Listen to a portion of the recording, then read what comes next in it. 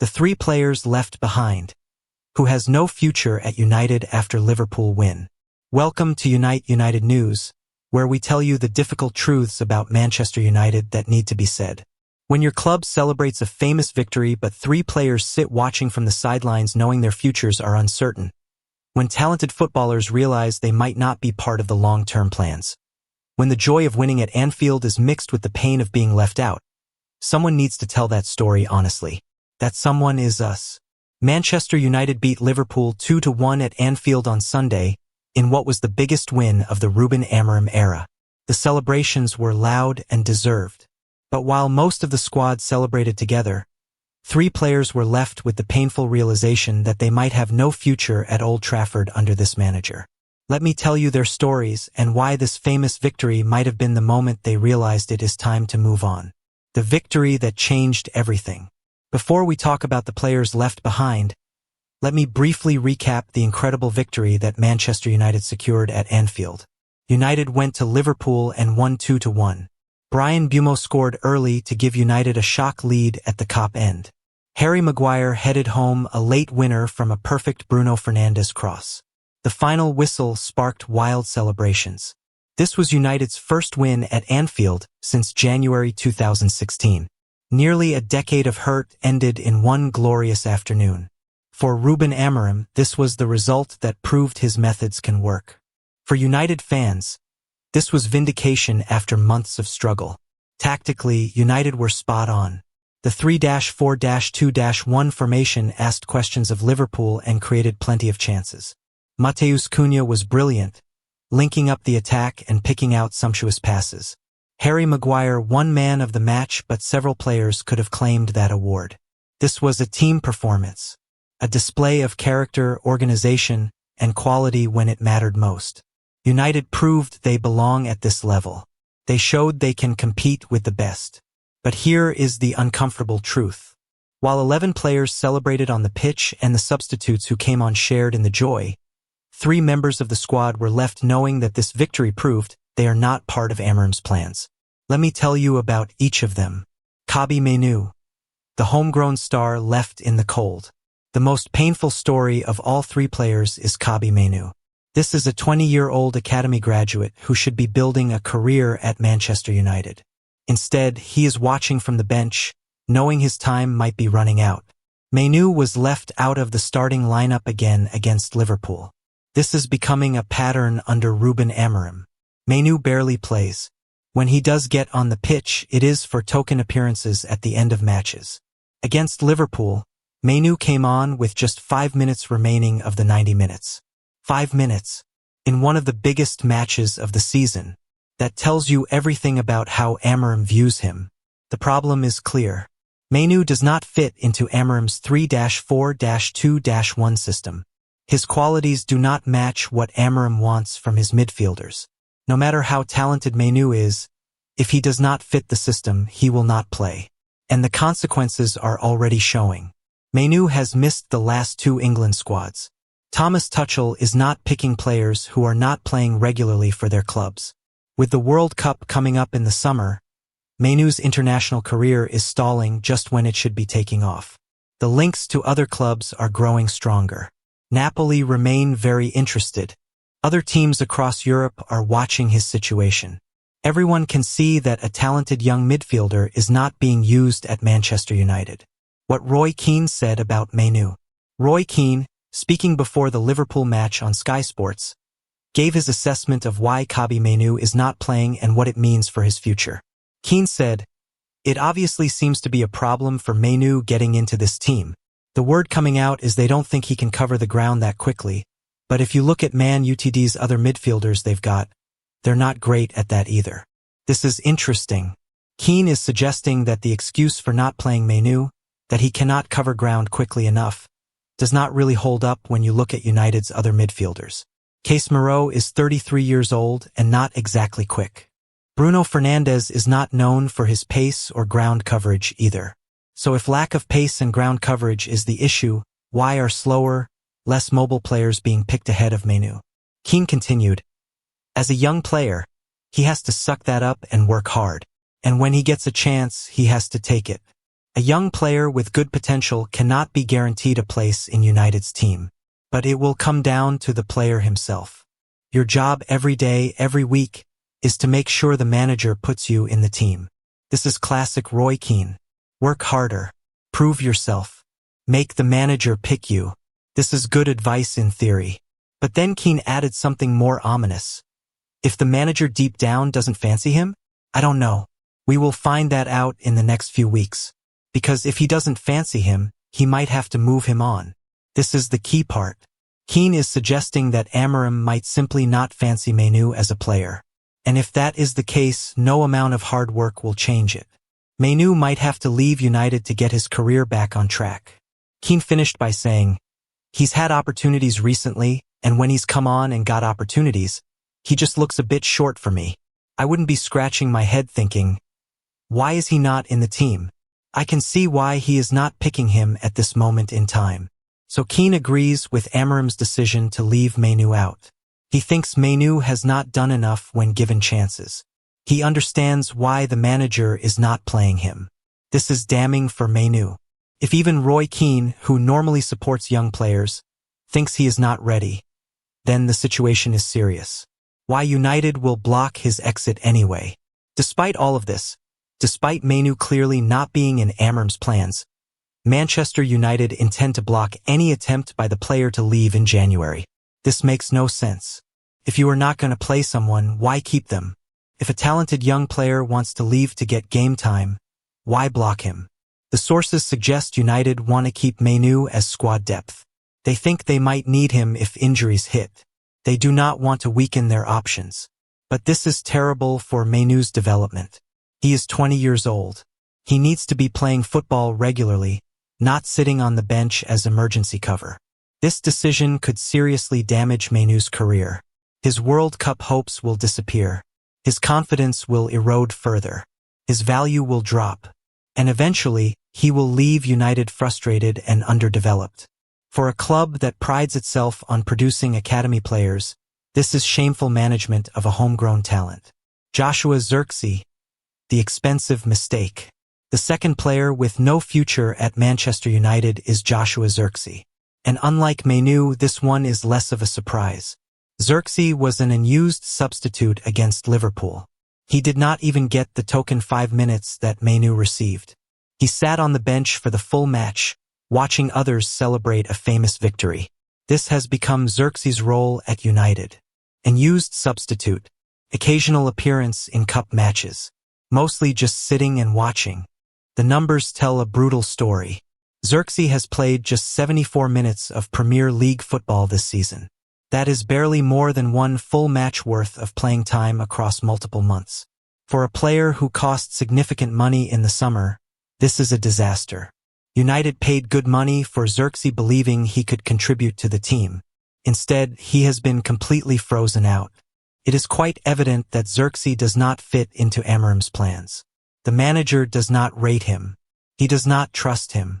He does not see him as part of the solution to United's attacking problems. And to be fair to Amorim, Zirkzee has not done much when given chances. His performances have been disappointing. He has not scored goals. He has not created chances. He has looked lost in United's system. Sometimes transfers just do not work out. The player and the club are not a good fit. The style of play does not suit the player's strengths. No matter how talented someone is, if they do not fit, they do not fit. Zirkzee at Manchester United is one of those cases. It has not worked. It is not going to work. Everyone needs to accept that and move on. The January exit door is wide open. Here is the difference between Zirkzee and Manu. While United plan to block Manu from leaving, sources have made clear that the January exit door is wide open for Zirkzee. United are actively willing to let him go. If clubs come in with offers, United will listen. If Zirkzee wants to leave, United will not stand in his way. This makes sense. Why keep a player who is not contributing and who clearly does not fit your system? Why waste a squad spot on someone who will never play? Better to move him on, free up wages, and maybe use that money to bring in someone who actually fits what Amorim needs. Reports suggest Zirkzee's exit could pave the way for another centre-forward signing at Old Trafford. United clearly think they need a different type of striker. Someone who fits the 3-4-2-1 better. Someone who can actually contribute. For Xerxes, leaving might be the best thing for his career. He can go somewhere that suits his style of play. Somewhere he will get regular game time. Somewhere he can rebuild his confidence and reputation. Serie A clubs remain interested in him. He did well in Italy before joining United. Going back there might make sense for everyone involved. This is a transfer that just needs to happen. For United's sake and for Xerxes' sake, he needs to leave in January. Manuel Ugarte, the big money signing going nowhere. The third player facing an uncertain future is Manuel Ugarte. And this one is particularly interesting because Ugarte was signed with such high expectations. When United signed Ugarte, he was hailed as one of the best defensive midfielders in the world. Dan Ashworth, who has since left United, was particularly keen on him. The club paid significant money to bring him in. The expectation was that Ugarte would be a key player, a regular starter, someone who would shore up United's midfield and provide defensive solidity. Instead, Ugarte has started just 2 Premier League matches this season. 2. For a player brought in to be important, that is shocking. Against Liverpool, Ugarte was once again left on the bench. A 33-year-old Casemiro started ahead of him. Think about that. United chose an aging, slower player over the young, energetic midfielder they just bought. This tells you everything about how Amorim views Ugarte. The manager simply does not fancy him. He does not trust him enough to start big matches. He prefers other options. Ugarte has become what people call a trusted option off the bench. He comes on late in matches to help see out results. He gets minutes here and there, but he is not a starter. He is not essential to the team. For a player of his reputation and price tag, this must be incredibly frustrating. He came to Manchester United expecting to be a key figure. Instead, he is watching from the bench while Casemiro, who most people thought was past his best, starts ahead of him. United prioritizing other midfield signings. Here is what really tells you that Ugarte has no long-term future at Manchester United. The club are reportedly prioritizing 2 midfield signings across the next 2 transfer windows in 2026. Think about what this means. United just signed Ugarte. He is supposed to be their answer in defensive midfield. But already, United are planning to bring in more midfielders. This tells Ugarte everything he needs to know about his place in the pecking order. The club are already looking to replace him or bring in players who will take his position. If United truly rated Ugarte, if they believed he was the answer, they would not be prioritizing midfield signings.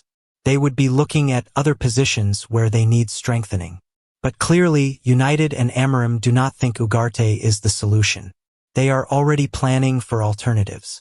This is brutal for Ugarte, but it is also terrible recruitment from Manchester United. Why sign a player for significant money if you are going to replace him within a year? Why waste resources on someone you do not really want? These are the questions United's recruitment team need to answer. But for Ugarte, the message is clear. He is not wanted long-term. He needs to start thinking about his future. The pattern of poor recruitment. These 3 players, Manu, Xerxes, and Ugarte, represent a bigger problem at Manchester United. Poor recruitment and poor planning. With Manu, United produced a talented academy player, but cannot integrate him into the first team. They are blocking him from leaving even though they are not playing him. This is terrible youth development. With Xerxes, United signed a player without properly assessing whether he fits their system. They wasted money on someone who clearly was not the right profile. Now they need to move him on at a loss. With Ugarte, United brought in a player with great reputation, but the manager does not fancy him. Now they are already planning to bring in other midfielders to replace him. More wasted money and resources. This is the kind of scattergun recruitment that has held United back for years. No clear plan. No consistent strategy. Just signing players and hoping they work out. Well-run clubs do not operate this way. Manchester City carefully select players who fit Pep Guardiola's system. Liverpool bring in players who match Jurgen Klopp's requirements. Arsenal have a clear profile for each position. United just seem to sign whoever is available or whoever the current director of football fancies, without thinking about whether they actually fit. Until this changes, United will keep wasting money and ruining careers of players who might have succeeded elsewhere. What should happen in January? Let me tell you what should happen with these three players when the January transfer window opens. Kobbie Mainoo should be loaned out. If Amorim is not going to play him, let him go somewhere he can get 20 or 30 matches between now and the end of the season. Let him develop. Let him play for his England place. Then reassess in the summer. But United plan to block this, which is madness. They are sacrificing Mainoo's development to keep him as squad depth. This is terrible decision-making. Joshua Zirkzee should be sold or loaned out permanently. There is no point keeping him at United. He does not fit. He is not going to suddenly start fitting. Move him on and bring in someone who actually suits what Amorim needs. The exit door being open for Zirkzee is the right call. Now United just need to find clubs willing to take him and make the deal happen. Manuel Ugarte is trickier. United just signed him. Selling him after 6 months would be admitting a massive mistake and taking a huge financial hit. But if Amorim genuinely does not fancy him, if United are already planning to bring in other midfielders, what is the point of keeping Ugarte? He will just continue not playing while his value drops and his career stalls. Maybe a loan makes sense for Ugarte. Let him go somewhere he can play regularly, rebuild his reputation, and show what he can do. Then decide in the summer whether to keep him or sell him. These are the smart moves United should make. Whether they actually will make them is another question entirely. The bigger question about Amorim. These three players facing uncertain futures raise a bigger question about Ruben Amorim. Is he too inflexible with his tactics and his player preferences? Amorim has his 3-4-2-1 system and he sticks to it religiously. If players do not fit that system, they do not play. No exceptions. No adaptation. This is fine if you are at a club where you can build the squad to match your system. But at Manchester United, Amorim inherited a squad built by different managers with different ideas. Should he not be more flexible? Should he not try to accommodate talented players like Mainoo, even if they do not perfectly fit his system? Sir Alex Ferguson was brilliant at adapting his tactics to suit his players. He did not have one rigid system. He was flexible and pragmatic. Pep Guardiola, often seen as tactical purist, also adapts when necessary. He finds ways to use talented players even if they do not perfectly fit his ideal setup. But Amorim seems unwilling to bend. His way or no way, fit the system or sit on the bench. This inflexibility could become a problem. It is already costing Mainoo his career development. It has made Zirkzee completely useless. It is preventing Ugarte from showing his quality. At some point, Amorim needs to ask himself, is sticking rigidly to my system more important than getting the best out of talented players? The answer should be no. But so far, Amorim has not shown any willingness to change. Final thoughts. The victory at Anfield was glorious for Manchester United. It was a moment to savor, a result that will be remembered for years. But for Kobbie Mainoo, Joshua Zirkzee, and Manuel Ugarte, that victory was also a painful reminder that they have no future at Old Trafford under Ruben Amorim. Mainoo watched from the bench knowing his career is stalling. Zirkzee did not even get on the pitch. Ugarte sits knowing that United are already planning to bring in other midfielders to replace him. These are talented footballers whose careers are being wasted because they do not fit one manager's rigid system. This is not good for the players. And it is not good for Manchester United. Something needs to change. Either Amorim needs to become more flexible, or these players need to be allowed to leave and find clubs where they can actually play football. The January transfer window will tell us which direction United choose. But right now, the signs are not encouraging for any of these three players. Stay informed with United News. Thank you for reading this honest assessment of the three Manchester United players facing uncertain futures despite the Liverpool victory. Here at United News, we tell you the difficult truths that need to be told. We celebrate the victories, but we also examine the problems. We support the club, but we hold it accountable. Keep checking back for more coverage of Manchester United's season and what happens with these three players in the January transfer window. What do you think should happen with Manu, Xerxes, and Ugarte? Should they be allowed to leave? Should Amorim be more flexible? Share your thoughts with us. Glory, glory, Man United. Even in victory, there are difficult questions that need answers.